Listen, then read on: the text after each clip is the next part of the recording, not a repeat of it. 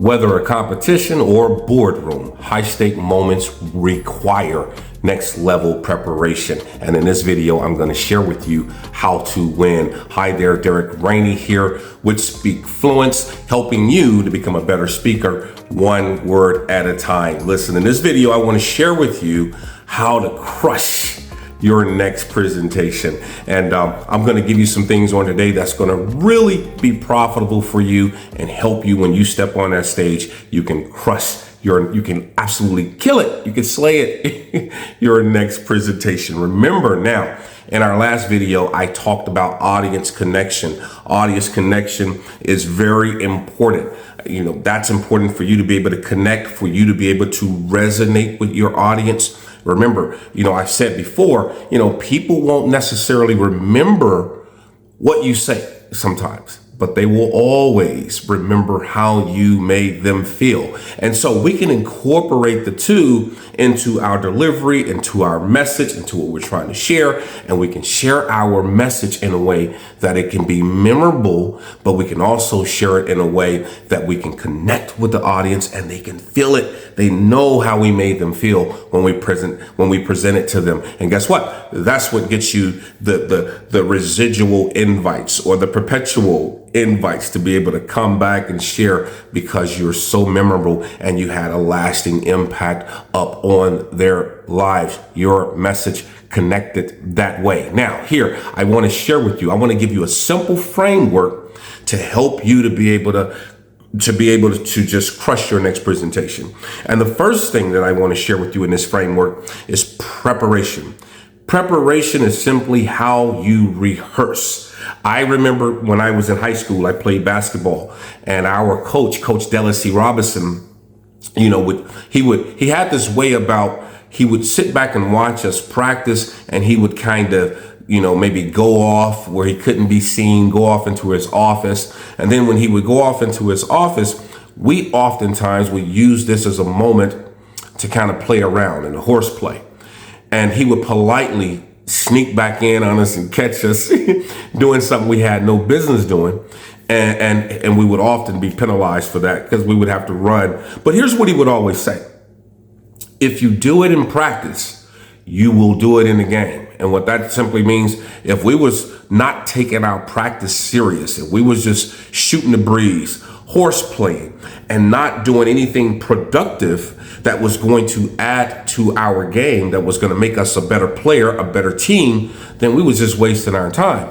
And what he was also saying is, if you do that dumb stuff in practice, you will do that same dumb stuff when you get in the game. And that is true. It's the same thing with speaking. If we don't take our preparation, our rehearsal serious, whatever we do or whatever we find ourselves doing in practice, we will do the same thing when we get on the speaker stage, when we get on the speaker stand. And so remember, I said that, speaking is an art, and anything that's an art can be practiced. So you can actually rehearse the way you want to present your material.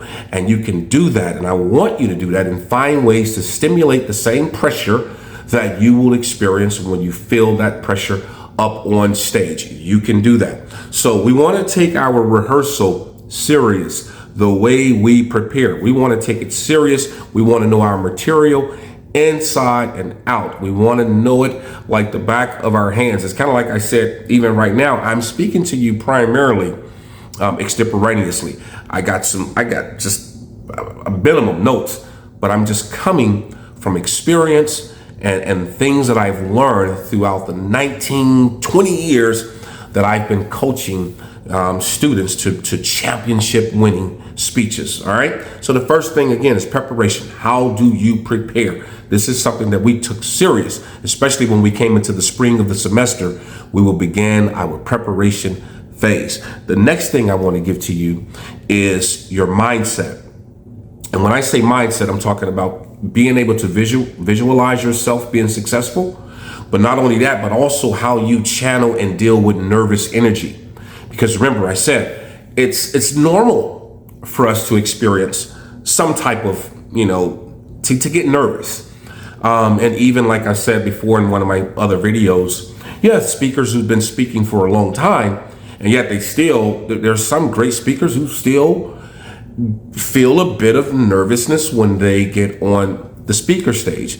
But what they have learned is throughout the years, they have learned how to channel that nervous energy, how to overcome that, and then get up and do what they came to do. And that is to deliver value and to make an impact on their audience. And you could do the same thing.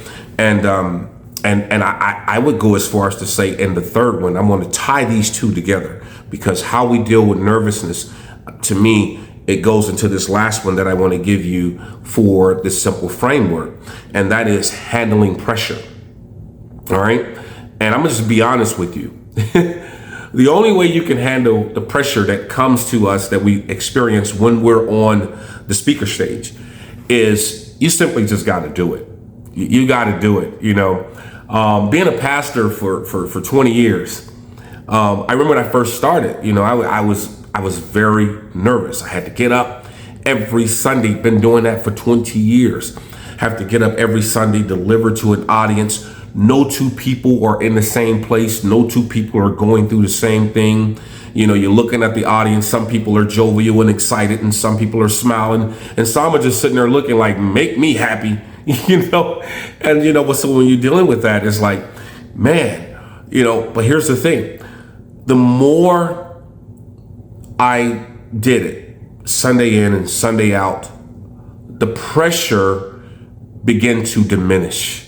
The pressure that I experienced when I first started was kind of intense because I'm now just getting started.